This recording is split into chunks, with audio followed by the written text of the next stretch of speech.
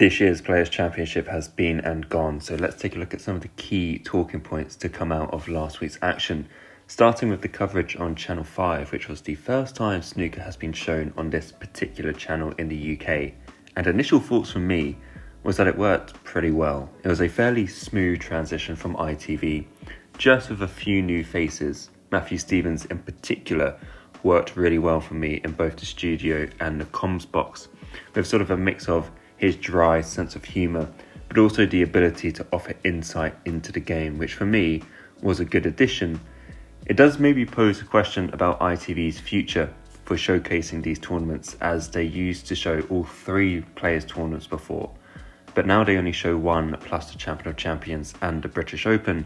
So I do wonder if more tournaments will start migrating towards Channel 5. Higgins also made his commentary debut, and I'm not sure if that generated as much of a reaction as it does when Murphy and Wilson do the same for BBC when still playing in the tournament.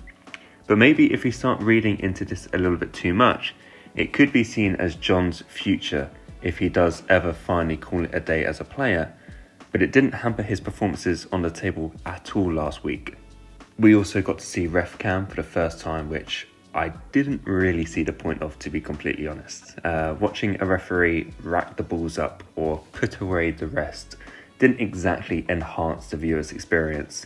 It's not like refcam in football or rugby, which are sports constantly on the move, which does actually offer something a little more interesting.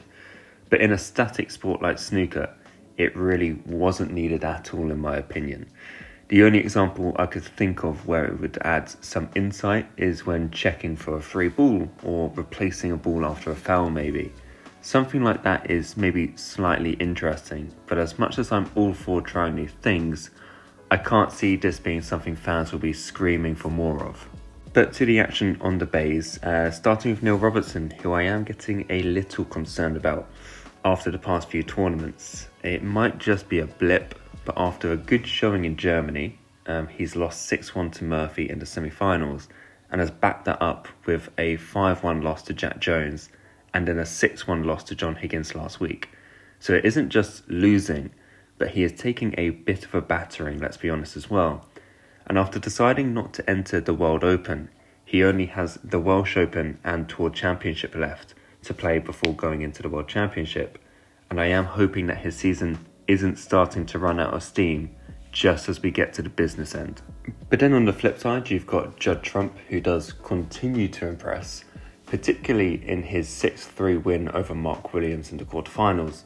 And ironically, Mark probably put in his best performance of the season so far, yet still managed to finish on the wrong end of the scoreline. But one question mark remaining about Judd is how he is still finishing on the wrong side of most matches he plays when the match gets tight towards the end. His 6-5 loss to Higgins in the semi-finals means he has not won any of the 8 deciding frames he has played this season, which is quite remarkable because you always used to bet on him to be the man to close out matches when it got tight towards the end. And it is a statistic he brought up at the Masters as well, so he is clearly very aware of it. And he did have a big chance to get that decider 1-2 before missing a red with awkward bridging. So that is the only thing he needs to iron out because he looks pretty solid otherwise. And then we'll talk about Higgins, who I did briefly mention earlier in the video about his commentary duties. Well, he made it to his 3rd final of the season last week. Unfortunately though, he is still waiting to turn one of those finals into a title, as he fell just short again on Sunday night. And whilst we should definitely be giving him praise for his wins against Robertson, Wakelin and Trump, do we also need to ask questions about his concentration levels, and is he able to hack it over the longer distance matches now?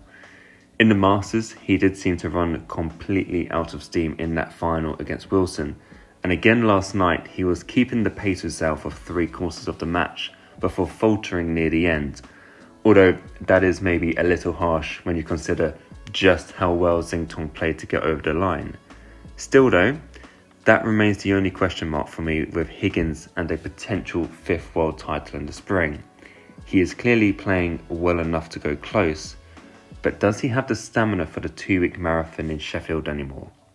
But finally, it's back-to-back titles for Zhao Xintong, who is now the first player this season to win 2 ranking titles, and he has 3 trophies in total, following his win in Saudi just before Christmas as well.